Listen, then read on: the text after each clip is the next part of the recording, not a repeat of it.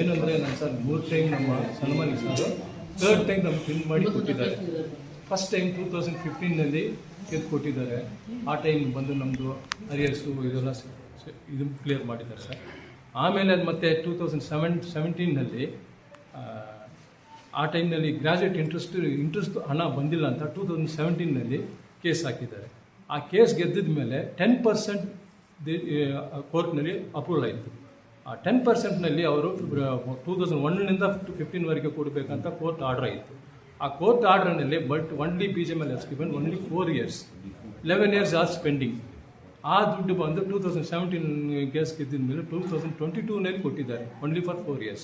2022ನಲ್ಲಿ ಅದೇನು ಸಾರ್ ನಮ್ಮ ಸಾರ್ ಹೇಳಿದ್ದಾರೆ ಮೇಲೆ ನಾವು ಚೆಕ್ ಮಾಡಿದ್ದೀವಿ, ಏನು ಇಷ್ಟು ಕಡಿಮೆ ಬಂದಿದೆ ಹಣ.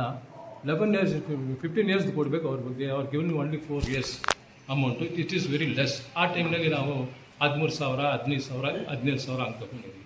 ಇವಾಗ ಮತ್ತೆ 2022ನಲ್ಲಿ ಕೇಸ್ ಹಾಕಿ ಮತ್ತೆ ಕೇಸ್ ಹಾಕಿಬಿಟ್ಟು ಆ ಕೇಸ್ 10% ಕೊಡಬೇಕಂತ ಇವಾಗ ಗೆದ್ದಿದ್ವಿ. ಮಾರ್ಚ್ 23ನಲ್ಲಿ chief justice honourable minister justice Anant Ramanath Hegde declare ಮಾಡಿದ್ದಾರೆ, ಈ should be given 10% interest within 60 days. Within 60 daysನಲ್ಲಿ ಕೊಟ್ಟಿಲ್ಲ ಅಂದರೆ ಯು ಶುಡ್ ಪೇ 13% ಇಂಟ್ರೆಸ್ಟ್ ಅಂತ ಹೇಳಿದೆ. ಇವಾಗ ಆ ಅಮೌಂಟು ನಾವು ಇಲ್ಲಿ ಕೊಟ್ಟಿದ್ದೀವಿ. ಕೋರ್ಟ್ನಿಂದ ಆರ್ಡರ್ ಅಲ್ಲಿಗೆ ಬಂದಿದೆ, ನಮಗೆ ಬಂದಿದೆ, ನನಗೆ ಬಂದಿದೆ, ನಮ್ಮ ಲಾಯರ್ಗೂ ಬಂದಿದೆ ಸರ್. ಇದು ಇಶ್ಯೂ ಮಾಡೋಕ್ಕೆ ಅವರು ಒಪ್ಕೊಂಡಿದ್ದಾರೆ. ಈ ಕೇಸ್ ಗೆದ್ದು ಕೊಟ್ಟಿದ್ದಕ್ಕೆ ನಮ್ಮ ಕಿಂಗ್ ಮೇಕರ್ಗೆ ನಾವು ಸಲ್ಯೂಟ್ ಹೊಡಿತಾ ಇದ್ದೀವಿ. ಇಲ್ಲಿಗೆ ಬಂದಿ ಅಂದರೆ ಈ ಅಪೋರ್ ಸ್ಟೇಷನ್ ಡಿಪಾರ್ಟ್ಮೆಂಟ್ನಲ್ಲಿ ಹೆಚ್ಚು ಕಡಿಮೆ ಒಂದು 180ವರೆಗೂ ಕೆಲಸ ಮಾಡ್ತಾ ಇದ್ರು ಮೊದಲು. ಅದು ಕಾಂಟ್ರಾಕ್ಟ್ ಲೇಬರ್ ಅಂತ ಕನ್ಸಿಡರ್ ಮಾಡಿ ಅವ್ರಿಗೆ ಬೆನಿಫಿಟೇ ಕೊಡಲಿಲ್ಲ. ಬಹಳ ನಾನು ಇಲ್ಲಿದ್ದಲ್ಲೂ ಕೂಡ ಅವ್ರ ಬಗ್ಗೆ ನೋಟ್ ಹಾಕಿ, ಇಲ್ಲ ನೀವು ಬಹಳ ದಿನ ಇದೇ ಥರ ಟ್ರೀಟ್ ಮಾಡ್ತೀರಿ, ಸರಿ ಬರಲ್ಲ, ಬಹಳ ವ್ಯತ್ಯಾಸ ಇದೆ ವೇಜಸ್ನಲ್ಲಿ, ಬೆನಿಫಿಟ್ ಕೊಡ್ತಾ ಇಲ್ಲ ಬೇರೆ ಯಾವುದೂ ಪರ್ಮನೆಂಟ್ ಎಂಪ್ಲಾಯ್ಸು ಕೊಡೋ ಅಂತ ಬೆನಿಫಿಟ್ ಅವ್ರಿಗೆ ಕೊಡಬೇಕು ಅಂತ ಹೇಳಿ ಎಷ್ಟೋ ಸಾರಿ ನಾನು ಮ್ಯಾನೇಜ್ಮೆಂಟ್ಗೆ ರೆಕಮೆಂಡ್ ಮಾಡ್ತಿರೋದು ಆಗಲಿಲ್ಲ. ಹೆಚ್ಚು ಕಡಿಮೆ ನನಗೇನೆ ತೆಗಿಯಕ್ಕೆ ಶುರು ಮಾಡಕ್ಕೆ ಶುರು ಮಾಡಿ, ನೀವು ಈ ಥರ ಮಾಡಿದ್ರೆ ನಿಮ್ಮನ್ನೇ ಇಲ್ಲಿಂದ ಇದು ಮಾಡಬೇಕಾಗುತ್ತೆ, ಮ್ಯಾನೇಜ್ಮೆಂಟ್ ಕಡೆ ಇದ್ದು ಈ ಥರ ಎಲ್ಲ ಮಾತಾಡಿದ್ರೆ ಹೇಗೆ ಹಂಗೆ ಈ ಥರ ಬಂದು ನಾನು ಸುಮ್ಮನಾಗ್ಬಿಟ್ಟೆ. ಯಾವಾಗ ಕ್ಲೋಸ್ ಆಯಿತು ನಾವೆಲ್ಲ ಕೆಲಸ ಬಿಟ್ಟು, ಆವಾಗ ನಾನು ಮೊದಲೇ ಒಂದು ಕೇಸ್ ಹಾಕೊಂಡಿದ್ದೆ ಇದ್ರ ಬಗ್ಗೆ. ಅದು ಬಹಳ ದಿನ ನಡೆದು ಲೇಬರ್ ಕೋರ್ಟ್ನಲ್ಲಿ ಇವರು ಕಾಂಟ್ರಾಕ್ಟ್ ವರ್ಕರ್ಸ್ ಎಲ್ಲ ಕಂಪ್ನಿ ಎಂಪ್ಲಾಯೀಸ್ ಅಂತ ಆರ್ಡರ್ ಆಯ್ತು. ಆದ್ರೆ ಲೇಬರ್ ಕೋರ್ಟ್ ಏನ್ ಮಾಡಿದ್ರು, ಈ ಕಂಪ್ನಿ ಕ್ಲೋಸ್ ಆಗಿರೋದ್ರಿಂದ ಇವ್ರಿಗೇನು ಬೆನಿಫಿಟ್ ಕೊಡಕ್ ಆಗೋದಿಲ್ಲ ಅಂದ್ಬಿಟ್ಟು ರಿಜೆಕ್ಟ್ ಮಾಡ್ಬಿಟ್ರು. ಆಮೇಲೆ ನಾನು ಹೈಕೋರ್ಟ್ಗೆ ಒಂದು ಪಿಟಿಷನ್ ಹಾಕಿದೆ. ಒಂದ್ಸಾರಿ ಇವರು ಕಂಪ್ನಿ ಎಂಪ್ಲಾಯೀಸ್ ಅಂದ್ಮೇಲೆ ಅವ್ರಿಗೆ ಬರೋ ಬೆನಿಫಿಟ್, ಅದು particularly wages and other benefits, important benefits, statutory benefits ಕೊಡದೇ ಇರೋದು ಸರಿ ಇಲ್ಲ ಅಂತ ಹೇಳ್ಬಿಟ್ಟು ರಿಟ್ ಆಗ್ತಾ ಹೈಕೋರ್ಟ್ನಲ್ಲಿ. ಆ ಹೈಕೋರ್ಟ್ನಲ್ಲಿ ಏನ್ ಮಾಡಿದ್ರು, ಸ್ಟ್ಯಾಂಡಿಂಗ್ ಆರ್ಡರ್ನಲ್ಲೇ ಒಂದು ವರ್ಷ ಕೆಲಸ ಮಾಡಿದ್ರೆ ಪರ್ಮನೆಂಟ್ ಎಂಪ್ಲಾಯೀಸ್ ಬರೋ ವೇಜಸ್ ಕೊಡ್ಬೇಕು ಅಂತ ಹೇಳ್ತಾ ಇದೆ ಅಂತ ಇವ್ರು ವಾದ ಮಾಡಿದ್ದಾರೆ. ಮತ್ತೆ ಲೇಬರ್ ಕೋರ್ಟ್ನಲ್ಲಿ ಇವರು ಕಂಪ್ನಿ ಎಂಪ್ಲಾಯೀಸ್ ಅಂತ ಹೇಳಿದ್ದಾರೆ, ಕಾಂಟ್ರಾಕ್ಟ್ ಎಂಪ್ಲಾಯೀಸ್ ಅಂತ ಹೇಳಿಲ್ಲ. ಅದರಿಂದ ಅವ್ರಿಗೆ ಪರ್ಮನೆಂಟ್ ಎಂಪ್ಲಾಯೀಸ್ಗೆ ಏನ್ ಕೊಡ್ತಾ ಇದ್ರು ವೇಜಸ್, ಆ ವೇಜಸ್ ಕೊಡ್ಬೇಕಾಗುತ್ತೆ ಒಂದು ಡೇಟ್ ಆಫ್ ಅಪಾಯಿಂಟ್ಮೆಂಟ್ ಅನ್ನೋ ತರ ಆರ್ಡರ್ ಆಯ್ತು. ಮತ್ತೆ ಇವರು ಅಪೀಲ್ ಹೋದ್ರು ಡಿವಿಷನ್ ಬೆಂಚ್ಗೆ ಹೈಕೋರ್ಟ್ನಲ್ಲಿ. ಅಪೀಲು ಕೂಡ ನಮ್ ಕಡೆನೆ ಆಯ್ತು. ಅವ್ರ ಅಪೀಲ್ ಡಿಸ್ಮಿಸ್ ಆಯ್ತು, ಕೇಸು ನಮ್ ಕಡೆನೆ ಆಯ್ತು. ಆಮೇಲೆ ಅವ್ರು ಸುಪ್ರೀಂ ಕೋರ್ಟ್ಗೆ ಹೋದ್ರು. ಸುಪ್ರೀಂ ಕೋರ್ಟ್ಗೆ ಹೋಗ್ಬಿಟ್ಟು ಸುಪ್ರೀಂ ಕೋರ್ಟ್ನಲ್ಲೂ ಕೂಡ ಡಿಸ್ಮಿಸ್ ಆಯ್ತು ಅವ್ರ ಅಪೀಲು. ಸ್ಪೆಷಲ್ ಲೀವ್ ಪಿಟಿಷನ್ ಹಾಕೊಂಡಿದ್ರು against high court orders, labour court orders.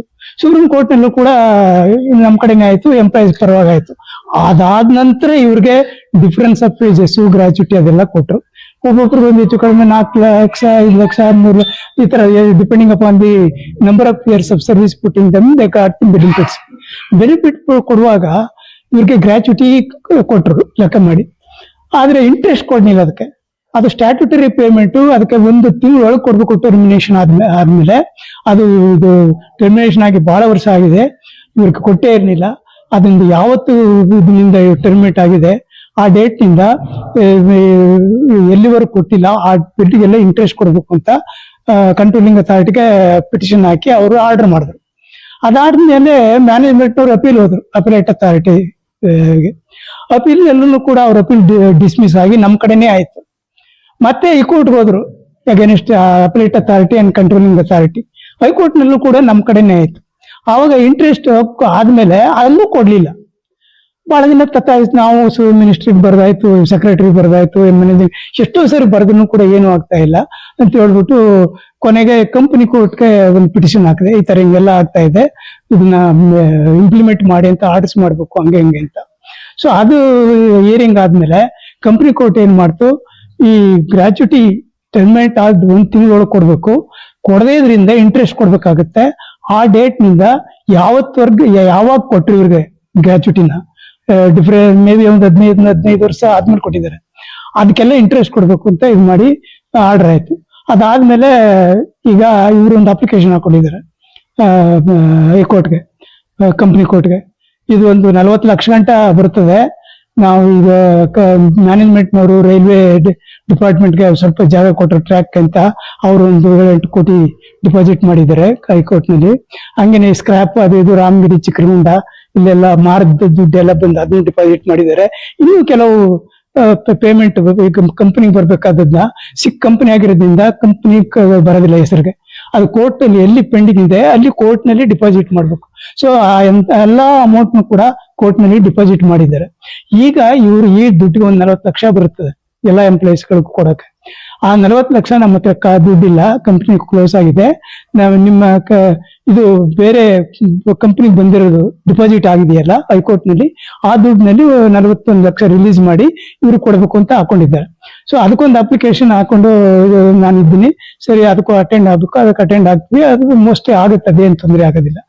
ಈ ಎಂಪ್ಲಾಯೀಸ್ ಗಳಿಗೆ ಈ ಬೆನಿಫಿಟ್ಸ್ ಇವ್ರು ಹೇಳಿದ್ರಲ್ಲ, ಈ 6/11/2001 ನಲ್ಲಿ ಗೌರ್ಮೆಂಟ್ ಒಂದು ಆರ್ಡರ್ ಪಾಸ್ ಮಾಡ್ತು. ಆ ಆರ್ಡರ್ ನಲ್ಲಿ ಏನ್ ಹೇಳ್ತು ಅಂತಂದ್ರೆ 1987 ನಿಂದ ಯಾರಿಗ ವೇಜ್ ರಿವಿಷನ್ ಅದೇ ಲಾಸ್ಟ್ ಆದ್ರೆ ಅಂತವ್ರಿಗೆ 100% ಇನ್ಕ್ರೀಸ್ ಮಾಡಿ ಕೊಡ್ಬೇಕು ಇದು ಬೆನಿಫಿಟ್ VRS ಬೆನಿಫಿಟ್ ಅಂತ. ಎಲ್ಲಿ ಯಾರು 1992 ನಲ್ಲಿ ವೇಜ್ ರಿವಿಷನ್ ಕೊಟ್ಟಿಲ್ಲ, ಅಲ್ಲಿಂದ ಅವ್ರಿಗೆ 50% ಅಂತ ಆಯ್ತು. ಸೊ ಇದಾದ್ಮೇಲೆ ನಾವು ಪಿಟಿಷನ್ ಹಾಕೊಂಡು ಈ ತರ ಕೊಡ್ಬೇಕು ಹಂಗೆ ಹಿಂಗೆ ಅಂತ ಇವ್ರಿಗೆ ಇದೊಂದು ಅಷ್ಟೊತ್ತವರೆಗೆ ಇವ್ರಿಗೆಲ್ಲ STBP ಅಂದ್ಬಿಟ್ಟು ಓಲ್ಡ್ ಸ್ಕೀಮ್ ನಲ್ಲಿ ಕೊಟ್ರು. 5/5/2000 ನಲ್ಲಿ ವಾಲಂಟರಿ ರಿಟೈರ್ಮೆಂಟ್ ಸ್ಕೀಮ್ ಇತ್ತು. ಆ ಬೇಸ್ಡ್ ಆನ್ ದಟ್ ಇವ್ರಿಗೆ ಕೊಟ್ರು. ಈ ಯಾವಾಗ ಇಂಪ್ರೂವ್ಡ್ VRS ಇಂಪ್ಲಿಮೆಂಟ್ ಮಾಡಿದ್ರು 6/11/2001 ನಿಂದ ಡಬಲ್ ಕೊಡ್ಬೇಕು 87 ವೇಜ್ ರಿವಿಷನ್ ನಿಂತಿರೋರ್ಗೆ, ಮತ್ತೆ 1992 50% ಅಂತ ಆಯ್ತು. ಅದಾದ್ಮೇಲೆ ನಾವು ಒಂದು ಕೋರ್ಟ್ ನಲ್ಲಿ ಒಂದು ಪಿಟಿಷನ್ ಹಾಕ್ತು. ಅದು ಪಿಟಿಷನ್ ನಲ್ಲಿ ಹಿಯರಿಂಗ್ ಆಗಿ ಅದು ಇದನ್ನ ಕೊಡ್ಬೇಕಾಗುತ್ತೆ ಅಂತ ಹೇಳ್ಬಿಟ್ಟು ಆರ್ಡರ್ ಮಾಡಿದ್ದಾರೆ. ಈಗ ಇವ್ರೇನ್ ಮಾಡಿದ್ದಾರೆ, ಅಪೀಲ್ ಹೋದ್ರು, ಅದನ್ನು ಅಪೀಲು ಕೂಡ ಡಿಸ್ಮಿಸ್ ಆಯ್ತು. ಈಗ ಅವ್ರಿಗೆ ಅದು ಬರಬೇಕು. ಈಗ ಇನ್ನೊಂದು ಈ ಡಬಲ್ ಬೆನಿಫಿಟ್ ಆಫ್ VRS ಅದು ಇನ್ನೂ ಪೆಂಡಿಂಗ್ ನಲ್ಲಿ ಇದೆ, ಕೊಟ್ಟಿಲ್ಲ. ಅದನ್ನ ಈಗ ಕೊಡ್ಸಕ್ಕೆ ತಯಾರು ಮಾಡ್ಬೇಕು. ಈಗ ಅವರು ಅಪೀಲ್ ಹಾಕೊಂಡಿರೋದ್ರಿಂದ ನಾವು ಅದನ್ನ ಅಟೆಂಡ್ ಮಾಡಿ ಅದನ್ನ ಏನ್ ರಿಸಲ್ಟ್ ಬರ್ತದೆ ಅದ್ರ ಮೇಲೆ ಇದು ಮಾಡ್ಬೇಕಾಗುತ್ತೆ. ಇದ್ರ ಬಗ್ಗೆ 11ನೇ ತಾರೀಕು ಜೂನ್ಗೆ ಕೇಸ್ ಬರ್ತಾ ಇದೆ. ಅದನ್ನ ನಾವು ಕೂಡ ರೆಸ್ಪಾಂಡೆಂಟ್ ಕೇಸ್ನಲ್ಲಿ ಸೊ ನಾವು ಒಂದು ಅಬ್ಜೆಕ್ಷನ್ ಸ್ಟೇಟ್ಮೆಂಟ್ ಹಾಕಿದ್ವಿ. ಅದು ಹಿಯರಿಂಗ್ ಬಂದ್ಮೇಲೆ ಏನು ತೀರ್ಮಾನ ಆಗುತ್ತೆ ಕೋರ್ಟಿಂದ ನೋಡಿ ಅದ ವಿಷಯ ಗೊತ್ತಾಗುತ್ತೆ, ಅದನ್ನ ತಿಳಿಸ್ಬೋದು. ಈಗ ಇವರು ನಾನು ಹೇಳಿದೆ ಇದು ಯಾಕೆ ಇದು ಅಂತ, ಈ ಗ್ರಾಚ್ಯುಟಿ ಇದಕ್ಕೆ ಇಷ್ಟೊಂದು 3 ಕೋರ್ಟ್ಗೆ ಹೋಗಿದ್ದೀವಿ. ಇದು ಒಂದಲ್ಲ ಎರಡಲ್ಲ. ಅಪೆಲೇಟ್ ಅಥಾರಿಟಿ ಅವ್ರು ಹೋದ್ರು, ಅದು ಡಿಸ್ಮಿಸ್ ಆಯ್ತು. ಹೈಕೋರ್ಟ್ಗೆ ಹೋದ್ರು, ಅದು ಡಿಸ್ಮಿಸ್ ಆಯ್ತು. ನಮ್ಮ ಅಪ್ಲಿಕೇಶನ್ ಕನ್ಸಿಡರ್ ಆಯ್ತು. ಇದೆಲ್ಲ ಆಗಿ ಹಂಗೂ ಕೊಡ್ಲಿಲ್ಲ. ಎಷ್ಟು ಇದು ಮಾಡಿದ್ರು. ಅದಕ್ಕೆ ನಾನು ಕಂಪನಿ ಪಿಟಿಷನ್ ಕೊನೆಗೆ ಹಾಕೊಂಡು ಈ ಕೊನೆಗೆ ಈಗ ಸಕ್ಸಸ್ ಆಗಿದೆ. ಇವ್ರಿಗೇನೋ ಮೋಸ್ಟ್ಲಿ ಅದು ಬರುತ್ತೆ. ಈಗ ಹೈಕೋರ್ಟ್ ಇಂದ ಅವ್ರು ದುಡ್ಡು ರಿಲೀಸ್ ಮಾಡಿದ್ರೆ ಇವ್ರಿಗೆ ಡಿಸ್ಟ್ರಿಬ್ಯೂಷನ್ಗೆ ಅನುಕೂಲ ಆಗುತ್ತೆ ಅಂತ ಹೇಳ್ಬೇಕು. ಇದು ನೀವು ಬಹಳ ಕಷ್ಟಪಟ್ಟಿದ್ದೀರಾ. ಒಂದ್ಸರಿ ಎಲ್ಲ 2 ಸರಿ ಎಲ್ಲ 3-4 ಕೋರ್ಟ್ಗಳೆಲ್ಲ ತಿರುಗಿ ಮಾಡಿದ್ದೀರಾ. ನಿಮ್ಗೆ ನಾವು ಸನ್ಮಾನ ಮಾಡಿದೀವನ್ನೆಲ್ಲ ಮಾಡಬೇಡಿ, ಇದೇನ್ ಬೇಕಿಲ್ಲ. ಇದು ನಮ್ಮ ಡ್ಯೂಟಿ, ನಾವು ಮಾಡ್ಬೇಕು, ಅದ್ ಮಾಡಿದ್ದೀವಿ ಅಂತ ಹೇಳಿದ್ರು. ಬನ್ನಿ ನೀವು ಬರ್ಲೇಬೇಕು ಅಂತ. ನನಗೂ ಹುಷಾರಿಲ್ಲ, ಓಡಾಡಕ್ ಆಗೋದಿಲ್ಲ. ಒಂದ್ ಸ್ವಲ್ಪ ಸಮಯ ಕಳ್ಕೊಂಡು ಮಾತಾಡ್ಕೊಂಡು ನೋಡ್ಕೊಂಡು ಹೋಗೋಣ ಅಂತ ಬಂದೆ. ಇಷ್ಟು ವಿಷಯ. ಏನಾದ್ರು ಕ್ಲಾರಿಫಿಕೇಶನ್ ಅದು ಇವಾಗ ಎಷ್ಟು ಜನಕ್ಕೆ 41 ಲಕ್ಷ ಕಾಂಪನ್ಸೇಷನ್ ಬಂದಿರೋದು? ಇದು ಅಪೋರ್ ಸ್ಟೇಷನ್ ಡಿಪಾರ್ಟ್ಮೆಂಟ್ನವ್ರಿಗೆ 97 ಜನಕ್ಕೆ ಬಂದಿರೋದು. ಅಪೋರ್ station department of BGML total 99. ಅದನ್ನಲ್ಲಿ ಇಬ್ಬರಿಗೆ ಬೇರೆ ಡಿಸಿಷನ್ ಬಂದ್ಬಿಟ್ಟು ಅದ್ರಲ್ಲಿ ಅಡ್ವರ್ಸ್ ಆಗಿ ಮಾಡ್ಬಿಟ್ರು. ಅದನ್ನ ಏನೇನೋ ಕಥೆಯಾಗಿ ಅದ್ಬಿಡಿ. ಇದು 97 ಎಂಪ್ಲಾಯೀಸ್ಗೆ ಬರ್ಬೇಕಿದ್ದು ಆರ್ಡರ್ ಆಗಿರೋದು. ಅದು ಬರುತ್ತೆ, ಅದು ರಿಸೀವ್ ಮಾಡ್ಕೋತಾರೆ. ಅದು ಹೈಕೋರ್ಟ್ ಡಿಪಾಸಿಟ್ ಮಾಡಿದ್ರಲ್ಲ BGML ಇದನ್ನಲ್ಲಿ ಅವ್ರು ರಿಲೀಸ್ ಮಾಡಿದ್ರೆ ಹೈಕೋರ್ಟ್ನಲ್ಲಿ ಹಾಕೊಂಡಿದ್ದಾರೆ. ಅವರು ಪರ್ಮಿಷನ್ ಕೇಳ್ಕೊಂಡು ನಮಗೂ ಕಾಪಿ ಕೊಟ್ಟಿದ್ದಾರೆ. ಸೊ ನಾವು ಅಟೆಂಡ್ ಆಗ್ಬೇಕು. ಇಲ್ಲ ಅದು ನಿಜನೇ, ಹೈಕೋರ್ಟ್ನಲ್ಲಿ ಆರ್ಡರ್ ಆಗಿದೆ, ನೀವು ನಿಮ್ಮ ಡಿಪಾಸಿಟ್ ಮಾಡಿರೋ ದುಡ್ಡಿನಿಂದ ಕೊಡಿ ಇವ್ರಿಗೆ, ಅವ್ರಿಗೆ ಡಿಸ್ಟ್ರಿಬ್ಯೂಷನ್ ಮಾಡಕ್ ಸರಿ ಆಗುತ್ತೆ ಅಂತ ಹೇಳ್ಬೇಕು. ಅದಕ್ಕೆ ನಾವು ಕೂಡ ಅಪ್ಲಿಕೇಶನ್ ಹಾಕೊಂಡಿದ್ದೀವಿ. ಅದು ಯಾವತ್ತು ಬಂದು ಹಿಯರಿಂಗ್ ಆಗುತ್ತೆ ನೋಡೋಣ. ಈ VRS ನಾನು ಮಾತಾಡಿದ್ನಲ್ಲ, ಅದು ಹೈಕೋರ್ಟ್ ಇದಕ್ಕೆ ಅಪೀಲ್ ಹೋಗಿದ್ದಾರೆ ಯಾರು ಮ್ಯಾನೇಜ್ಮೆಂಟ್ನವ್ರು. ಅದು ಇನ್ನೂ ಅಪೀಲ್ ನಡೀತಾ ಇದೆ, ಅದು ಇನ್ನೂ ಡಿಸೈಡ್ ಆಗಿಲ್ಲ. ಇಲ್ಲ, 11ನೇ ತಾರೀಕು ಜೂನ್ ಹಿಯರಿಂಗ್ ಬರ್ತದೆ.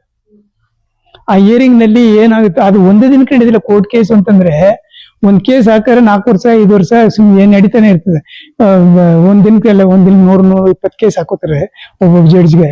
ಸೊ 120-100 ಎಲ್ಲ ಒಂದೇ ದಿನಕ್ಕೆ ಆಗಲ್ಲ. ಸ್ಟೇಜಸ್ ನಲ್ಲಿ ಯಾವ ಸ್ಟೇಜಸ್ ನಲ್ಲಿ ಏನೇನು ಆರ್ಡರ್ ಮಾಡ್ಬೇಕು ಅದನ್ನ ಹೇಳ್ಕೊಂಡು ಬರ್ತಾ ಇರ್ತಾರೆ. ಫೈನಲ್ ಹಿಯರಿಂಗ್ ಬಂದು ಆಮೇಲೆ ಏನ್ ಡಿಸಿಷನ್ ಕೊಡ್ತಾರೆ ಅದು ಇಂಪಾರ್ಟೆಂಟ್. ಸೊ 11th ಜೂನ್ ನಲ್ಲಿ ನಾವು ಕಂಟೆಸ್ಟ್ ಮಾಡ್ತಾ ಇದ್ವಿ. ಅವ್ರ ಅಪೀಲ್ ಹಾಕೊಂಡಿರೋದನ್ನ ಆರ್ಡರ್ ಆಗಿದೆ. VRS ಅಮೌಂಟ್ 6/11/2001 ನಲ್ಲಿ ಇನ್ಕ್ರೀಸ್ ಮಾಡಿರೋದು ಕೊಟ್ಟಿಲ್ಲ, ಕೊಡ್ಬೇಕು ಅಂತ ಕಂಪ್ನಿ ಕೋರ್ಟ್ ನಲ್ಲಿ ಆರ್ಡರ್ ಆಗಿದೆ. ಅದ್ರಿಗೆ ಆ ಆರ್ಡರ್ ಎಗೇನೆಸ್ಟ್ BGML ಮತ್ತೆ ಸೆಂಟ್ರಲ್ ಗೌರ್ಮೆಂಟ್ ನವರು ಅಪೀಲ್ ಹಾಕೊಂಡಿದ್ದಾರೆ ಡಿವಿಷನ್ ಬೆಂಚ್ ನಲ್ಲಿ. ಆ ಮ್ಯಾಟರ್ 11/6 ಫಿಕ್ಸ್ ಆಗಿದೆ. ನಾವು ಕೂಡ ಅಬ್ಜೆಕ್ಷನ್ ಹಾಕೊಂಡಿದ್ವಿ ಅವರ ಅಪೀಲ್ಗೆ. ಏನ್ ಡಿಸಿಷನ್ ಬರ್ತದೆ ನೋಡ್ಬೇಕು. ಬಟ್ 11th ಡಿಸೈಡ್ ಆಗುತ್ತೆ ಅಂತ ಹೇಳಕ್ಕಾಗಲ್ಲ. 11th ನಲ್ಲಿ ನಾವು ಮುಂದೆ ಆರ್ಗ್ಯುಮೆಂಟ್, ಅವ್ರ ಆರ್ಗ್ಯುಮೆಂಟ್ ಕೇಳಿದ್ಮೇಲೆ ಇನ್ನೇನು ಫರ್ದರ್ ಪ್ರೋಸೆಸ್ ಏನ್ ನಡೀತದೋ ಅದು ನೋಡಿ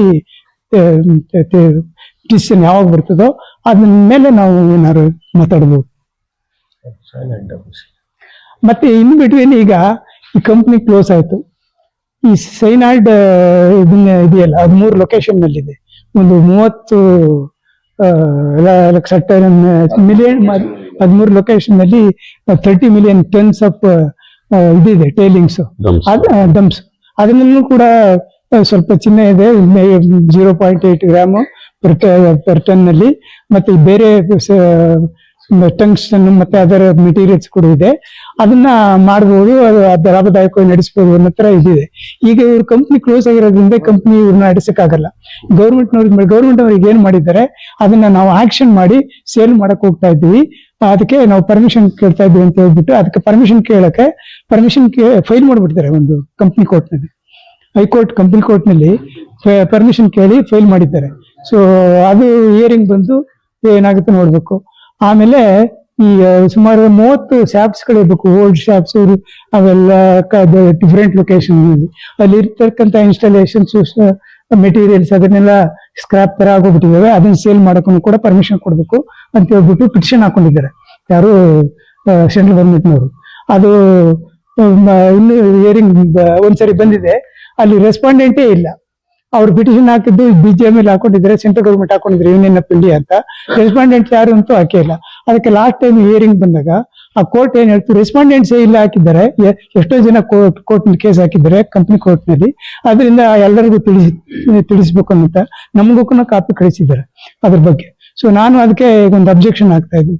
ವರ್ಕರ್ಸ್ ಏನ್ ಕೊಡ್ಬೇಕೋ ಅದನ್ನ ಕೊಟ್ಬಿಡಿ, ನೀವು ಆಮೇಲೆ ಬೇಕಾದ್ರೆ ನೀವು ನೋಡ್ಕೊಳ್ಳಿ, ಇದು ಬಹಳ ದಿನದಿಂದ ಪೆಂಡಿಂಗ್ ಇದೆ ಅಂತ ಅಬ್ಜೆಕ್ಷನ್ ಹಾಕಿದ್ದೀನಿ. ಹಾಕ್ತೀನಿ ಈಗ. ಅದಕ್ಕೆ ಸೈನ್ ಹಾಕ್ಸ್ಕೊಂಡು ಹೋಗೋಣ ಅಂತ ಬಂದೆ. ಪ್ರೆಸಿಡೆಂಟ್ ಡಾಕ್ಟರ್ ರಾಜೇಂದ್ರ ಕುಮಾರ್ ಅಸೋಸಿಯೇಷನ್ಗೆ, BGML ಎಕ್ಸ್-ಎಂಪ್ಲಾಯ್ ಅಸೋಸಿಯೇಷನ್ ಅವ್ರ ಕ್ಲಿನಿಕ್ ಹಾಸ್ಪಿಟಲ್ಗೆ ಹೋಗ್ಬಿಟ್ಟು ಸೈನ್ ತಗೊಂಡು ಬಂದಿದ್ದೀನಿ. ನಾಳೆ ಫೈಲ್ ಮಾಡ್ಬಿಟ್ಟು ನಾನು ಹೈದರಾಬಾದ್ನಲ್ಲಿ ಇರೋದು ಸದ್ಯಕ್ಕೆ ನನ್ನ ಸನ್ ಇದ್ರೆ ಅಲ್ಲಿ. ಸೊ ಅಲ್ಲಿಂದ ಬಂದು ಅಟೆಂಡ್ ಮಾಡ್ಬೇಕಾಗುತ್ತೆ. ಯಾವಾಗ ಇದಾಗುತ್ತೆ ನೋಡೋಣ. ಈ ನಮ್ದು ಟೈಲಿಂಗ್ ಡಂಪ್ಸ್ ನೀವು ಯಾರಕ್ಕೂ ಆ ಟೆಂಡರ್ ಕರೀತಾರೆ. ಅದಕ್ಕೆ ಟೆಂಡರ್ ಕರೆದು ಆಕ್ಷನ್ ಮಾಡಿ ಆಮೇಲೆ ಸೇಲ್ ಮಾಡೋ ಹೋಗ್ತಾ ಇದ್ದಾರೆ. ಸುಮ್ಮನೆ ಜಸ್ಟ್ ಇಪ್ಪತ್ತು ಯಾರಿಗೂ ಕೊಡಕ್ಕಾಗಲ್ಲ, ಗೌರ್ಮೆಂಟ್ ಕಂಪನಿ ಇದು. ಅದು ಆ ಟೆಂಡರ್ ಕರೆಯೋಕೆ ಸೇಲ್ ಮಾಡಕ್ಕೆ ಪರ್ಮಿಷನ್ ಕೊಡಿ ಅಂತ ಕೇಳ್ಕೊಂಡಿದ್ದಾರೆ. ಸೊ ಅದಕ್ಕೆ ಅದು ಕೇಸ್ ನಡೀತಾ ಇದೆ. ಅವ್ರ ಪರ್ಮಿಷನ್ ಯಾವಾಗ ಕೊಡ್ತಾರಾ ಏನು ಅನ್ನೋದು ಹಿಯರಿಂಗ್ ಆದ್ಮೇಲೆ ಗೊತ್ತಾಗುತ್ತೆ. Previously also the government of India has approached the court for liquidation. ಅವಾಗ ಏನಾಯ್ತು? ಅದನ್ನು ಹಂಗೆ ಪೆಂಡಿಂಗ್ ಇದೆ. ಅದು ಇವಾಗ ಈ ರಾಮಗಿರಿ, ಚಿತ್ರಗುಂಟ ಅದಕ್ಕೆಲ್ಲ ಮೊದಲೇ ಬರ್ಕೊಂಡಿದ್ರು, ಅಪ್ಲೈ ಮಾಡ್ಕೊಂಡು ಈ ತರ ಅಲ್ಲಿ ದೂರ ಇದ್ದಾವೆ, ಮೆಟೀರಿಯಲ್ಸ್ ಎಲ್ಲ ಲಾಸ್ ಆಯ್ತಾ ಇದೆ, ಎಲ್ಲ ಸ್ಕ್ರಾಪ್ ತರ ಆಗಿದೆ. ಆಮೇಲೆ ಕೂಡ ಆಂಧ್ರ ಪ್ರದೇಶದ ಹೈಕೋರ್ಟ್ ಈ ರಾಮಗಿರಿ ಮೀನ್ಸ್ ನಾವು BGM ಕೊಡಲ್ಲ, ಲೀಸ್ ಎಕ್ಸ್ಪೈರ್ ಆಗ್ಬಿಟ್ಟಿದೆ, ಅದು ನಮ್ಮದೇ ಲ್ಯಾಂಡ್ ಅಂತೇಳಿ ಹೈಕೋರ್ಟ್ ನಲ್ಲೇ ಆರ್ಡರ್ ಆಗೋಯ್ತು ಅವ್ರಿಗೆ. ಸೊ ಅದರಿಂದ ಈ ಆರ್ಡರ್ ಆಗಿದೆ, ಅವ್ರು ಕಂಟಿನ್ಯೂ ಮಾಡಕ್ಕಾಗಲ್ಲ. ಚಿತ್ರಗುಂಟನು ಕೂಡ ಆಂಧ್ರ ಪ್ರದೇಶಕ್ಕೆ ಬರ್ತಾ ಇದೆ. ಅವೆರಡು ಮೈನ್ಸ್ ಗಳನ್ನ ಅಲ್ಲಿ ಇನ್ಸ್ಟಾಲೇಷನ್ ಅವು ಸ್ಕ್ರಾಪ್ ಅದನ್ನೆಲ್ಲ ಮಾರ್ಬೇಕು ಅಂತ ಕೇಳಿದ್ರು. ಅದಕ್ಕೆ ಅದು ಕೋರ್ಟ್ ಅದು ಪರ್ಮಿಷನ್ ಕೊಟ್ಟರು, ಅದನ್ನ ಸೇಲ್ ಮಾಡ್ಬಿಟ್ರು. ಅದು ರಾಮಗಿರಿ ಮತ್ತೆ ಚಿತ್ರಗುಂಟ ಮೈನ್ಸ್ ಅವು ಆಂಧ್ರ ಪ್ರದೇಶಕ್ಕೆ ಬರ್ತಾ ಇತ್ತು. ಅದು ಆಂಧ್ರ ಪ್ರದೇಶ ಲೀಸ್ ಕೊಟ್ಟಿದ್ದು ಆ ಲ್ಯಾಂಡ್ಸ್ ಗಳ. ಸೊ ಆ ಲೀಸ್ ಎಕ್ಸ್ಪೈರ್ ಆಗಿದೆ ಅಂದ್ಬಿಟ್ಟು ಅವ್ರು ವಾಪಸ್ ತಗೊಂಡ್ರು. ಹೈಕೋರ್ಟ್ ಆರ್ಡರ್ ಮಾಡ್ಬಿಡ್ತು, ಆಂಧ್ರ ಹೈಕೋರ್ಟ್. ಅದನ್ನ ಕಂಟಿನ್ಯೂ ಮಾಡಕ್ಕಾಗಲ್ಲ, ಲೀಸ್ ಎಕ್ಸ್ಪೈರ್ ಆಗ್ಬಿಟ್ಟಿದೆ, ಅದನ್ನ ವಾಪಸ್ ಆಂಧ್ರ ಗೌರ್ಮೆಂಟೇ ನಡೆಸ್ಕೊಳ್ಬೇಕಾಗುತ್ತೆ. ಅವ್ರು ಏನ್ ಮಾಡ್ಬೇಕು, ಯಾರನ್ನ ಎಂಪ್ಲಾಯ್ ಮಾಡ್ಕೊಂಡು ಅಥವಾ ಯಾರು ಕೊಟ್ಟು ನಡೆಸ್ತಾರೋ ಅದು ಆ ತರ ಮಾಡ್ಕೊತಾರೆ, ನಿಮ್ಗೆ ಇದು ಎಂಟೈಟ್ಲ್ಮೆಂಟ್ ಇರೋದಿಲ್ಲ ಅಂತ ಆರ್ಡರ್ ಆಗ್ಬಿಡ್ತಾರೆ ಆಂಧ್ರ ಹೈಕೋರ್ಟ್ ಇಂದ. ಸೊ ಅದನ್ನ ಅವ್ರು ಮಾಡ್ಬಿಟ್ರು ಅಷ್ಟೇ. ಇದೆಲ್ಲ ಈ ಸ್ಕ್ರಾಪ್ ಅದು ಇದು ರಾಮಗಿರಿ, ಚಿತ್ರಗುಂಟ ಇದೆಲ್ಲ ಇದನ್ನ ಮಾತ್ರ ಪೆಂಡಿಂಗ್ ಇತ್ತು. ಇದನ್ನು ಇವ್ರು ಮೊದಲೇ ಕೇಳ್ಕೊಂಡಿದ್ರು. ಅದಕ್ಕೆ ಅಬ್ಜೆಕ್ಷನ್ ಹಾಕ್ಬೇಕಾ ಬೇಡ ಅಂತ ಇತ್ತು. ಇವಾಗ ಸ್ಪೆಸಿಫಿಕ್ ಆಗಿ ಕಂಪನಿ ಕೋರ್ಟ್ಗೆ ಇನ್ನೊಂದ್ಸರ ಹಾಕೊಂಡು ಪರ್ಮಿಷನ್ ಕೇಳ್ತಾ ಇದ್ದಾರೆ. ಸ್ಟೈಲಿಂಗ್ ಡಂಪ್ಸ್, ಸ್ಕ್ರಾಪ್ ಇಲ್ಲಿ ಆಲ್ ಓವರ್ ದಿ ಫೀಲ್ಡ್ ಎಲ್ಲೆಲ್ಲಿ ಶಾಫ್ಟ್ಗಳಿತ್ತು, ಹಳೆಯ ಶಾಫ್ಟ್ಗಳೆಲ್ಲ ಅಲ್ಲೆಲ್ಲ ಇನ್ಸ್ಟಾಲೇಷನ್ ನಾವೆಲ್ಲ ಮಾಡಿದ್ದೇವೆ, ಅವೆಲ್ಲ ಇದಾಗ್ತವೆ, ವೇಸ್ಟ್ ಆಗ್ತದೆ. ಅದನ್ನ ನಮ್ಗೆ ಸೇಲ್ ಮಾಡಕ್ಕೆ, ಡಿಸ್ಮೆಂಟಲ್ ಮಾಡಿ ಸೇಲ್ ಮಾಡಕ್ಕೆ ಪರ್ಮಿಷನ್ ಕೊಡಿ ಅಂತ ಕೇಳ್ಕೊಂಡಿದ್ದಾರೆ. ಮತ್ತೆ ಏನೋ ತೋರಿಸಿದ್ರು. ಆಮೇಲೆ ಸಬ್ಸಿಕ್ವೆಂಟ್ ಆಗಿ ಅಪ್ಪರ್ ಸ್ಟೇಷನ್ ಎಂಪ್ಲಾಯೀಸ್ 107 ಜನಕ್ಕೆ ಕೊಡ್ಬೇಕಾಗಿತ್ತು, ಅವ್ರ ಹೆಸರು ಇರ್ಲಿಲ್ಲ ಅಲ್ಲಿ, ಅವ್ರನ್ನೂ ಸೇರಿಸ್ಬೇಕು. ಆಮೇಲೆ ಡಿಸ್ಮಿಸ್ ಆಗಿ ಎಂಪ್ಲಾಯೀಸ್ ರೀಇನ್ಸ್ಟೇಟ್ ಆಗಿ ಅವ್ರನ್ನೂ ಕೂಡ ಸೇರಿಸ್ಬೇಕು. ಯಾರ್ಯಾರಿಗಾರು ಕೊಡದೇ ಇದ್ರೆ ಅವ್ರಿಗೂ ಕೊಡ್ಬೇಕು ಅಂತ ಹೇಳಿ 3694 ಜನಕ್ಕೆ ಕೊಡ್ಬೇಕು ಅಂತ ಹಾಕೊಂಡಿದೀವಿ.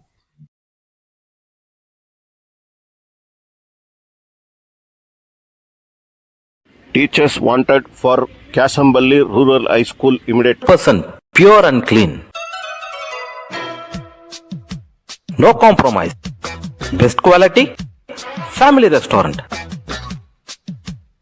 100% Ambur and Dindukal style biryani. 100% Venus biryani. Near Government Maternity Hospital, Maharaja Road, Robertson Peak. For all NCERT, CBSE textbooks, guides, PUC, ITI, BE textbooks, guides and classmate notes, and for all the types of stationery available only at Satya Bookstore, opposite to Karur Vaishya ATM, Aladamara, Bemmal Nagar, KGF. For more details, contact 8073962145.